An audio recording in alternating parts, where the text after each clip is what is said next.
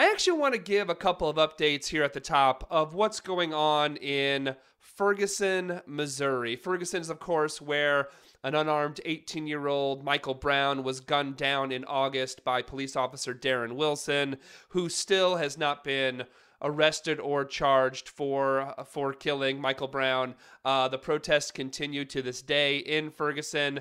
All along we've been covering the horrifying behavior of Ferguson police in the days and weeks following Brown's death, the abuse of protesters, the abuse of citizens, the abuse of journalists.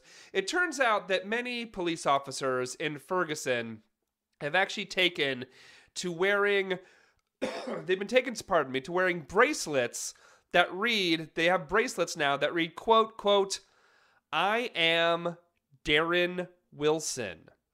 That's right, they're wearing that on little rubber bracelets right now, showing their solidarity with their fellow officer who shot and killed an unarmed teenager. Really classy Ferguson cops. Members of the community there are justifiably infuriated and upset about this. In fact, the Justice Department has actually stepped in and told the police force to take off the damn bracelets, which, again, it really seems ridiculous. They actually wrote to the department, pardon me, I have a cold here too, so they wrote to the department, quote, "This expressive accessory itself is exacerbating the already tense atmosphere between law enforcement and residents in Ferguson.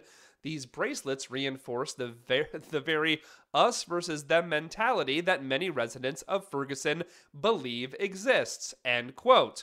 Well, to be fair, they believe it exists because it does exist. It exists. That us versus them mentality exists. If you needed proof, well, you shouldn't need a bracelet to need proof, but just open your eyes and look at how the police treat the citizens. But the fact that so many cops were happy to openly wear this bracelet does show the us versus them mentality that so many police officers have. It's antagonistic, and frankly, it's threatening, right? I mean, you just think about it. You're in the community, and you see that bracelet on a cop who has weaponry. The cop has a gun, the cop has a baton, the cop has a taser, the cop has pepper spray, the cop is armed, and you see a cop wearing that bracelet, and you remember that Darren Wilson shot and killed an unarmed teenager.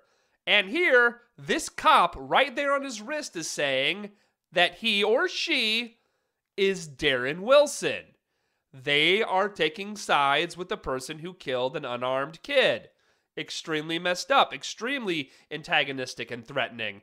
Also, apparently the Justice Department also had to tell the Ferguson Police Department again that police officers aren't allowed to cover up their name badges, which they were doing all along when they were fighting when they were fighting and arresting protesters. They're still doing it to putting over the tape over their names to conceal their identities, which again just goes to show you how brave these cops really are. Oh yeah, they have guns, they have body armor, and they're hiding their names. They're covering up their names from the people in the community that they're supposed to be serving and protecting. Really brave, covering up your name, cops. So twisted, so unbelievably twisted. There's another story I actually want to get to out of Ferguson. This is from the AP. Apparently, the city of Ferguson is apparently charging an insane amount of money to journalists and civil rights groups to produce public records of what went down in Ferguson that should be free or cost literally next to nothing. Reading from the AP, quote, "In one case, it billed the Associated Press $135 an hour for nearly a day's work merely to retrieve a handful of email accounts since the shooting. Reading on, organizations like the website BuzzFeed were told they'd have to pay unspecified thousands of dollars for emails and memos about Ferguson's traffic citation policies and changes to local elections. The Washington Post said Ferguson wanted no less than $200 for requests." End quote. There was a thing where they wanted a couple email things, and they were charging them thousands, like outsourcing this thing that really didn't have to be outsourcing. Look, here's the deal, folks. They are doing everything they can to make this whole entire process non-transparent. They're doing everything they can to hide information.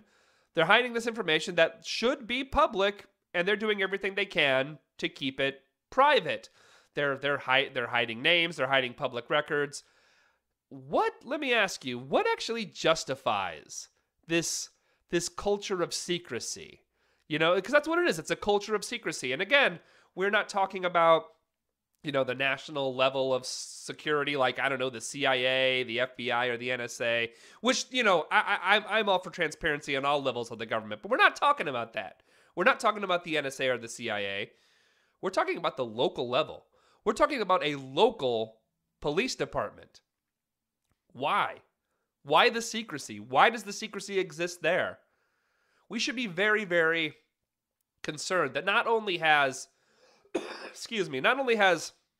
local police departments taken the tanks and the riot gear and the weapons and the tear gas from the national level, they've also taken the insane secrecy too.